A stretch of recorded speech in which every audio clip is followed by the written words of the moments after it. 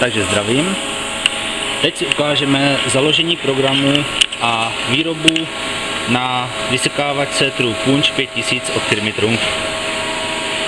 Takže pro zadání programu dáme výrobní plán, založení zakázkové desky, hledat program. Nyní si napíšeme program, který máme zde.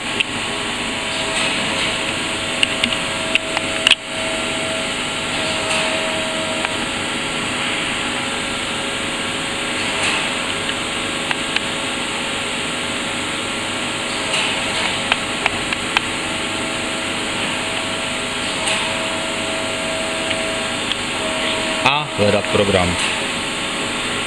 Nyní nám ho našlo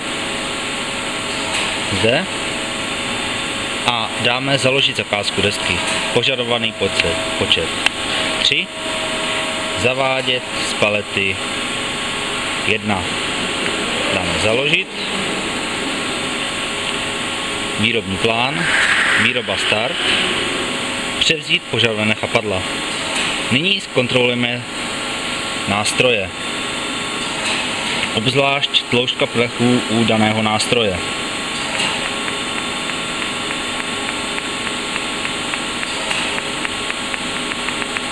Vidíme, že všechno máme na tloušťce plechu 4 mm. To je v pořádku a dáme potvrdit všechny vybavovací procesy. OK. Nyní se nám přepíše program.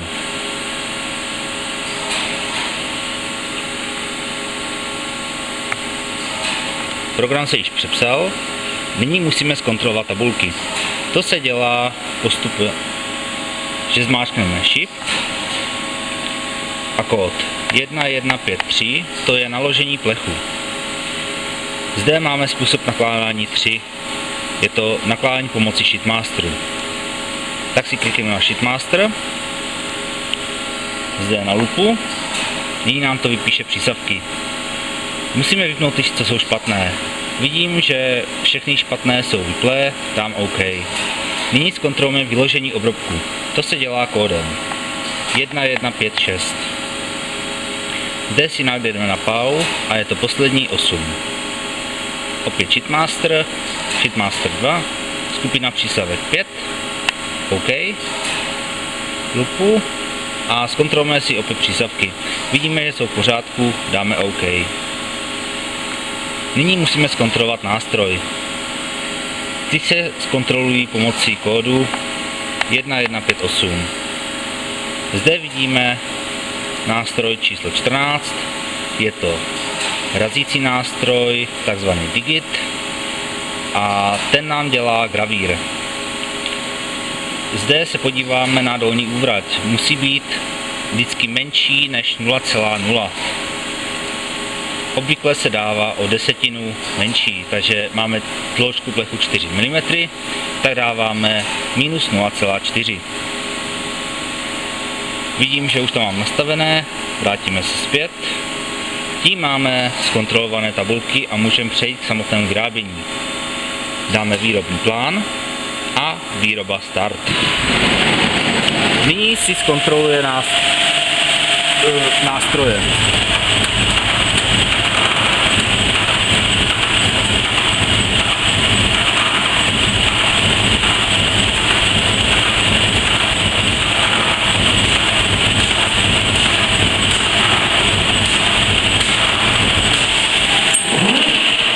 Nástroje jsou v pořádku. Nyní si Sheetmaster projede pro materiál.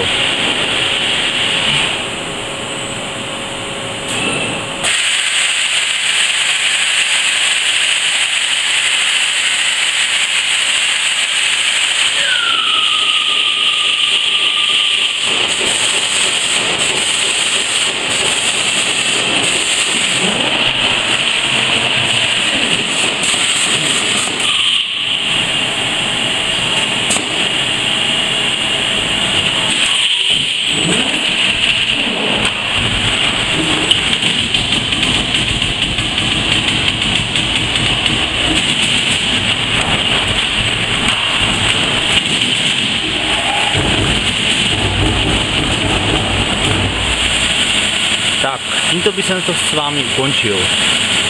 Doufám, že se vám tento tutoriál líbil a příště u jiného videa. Naschle.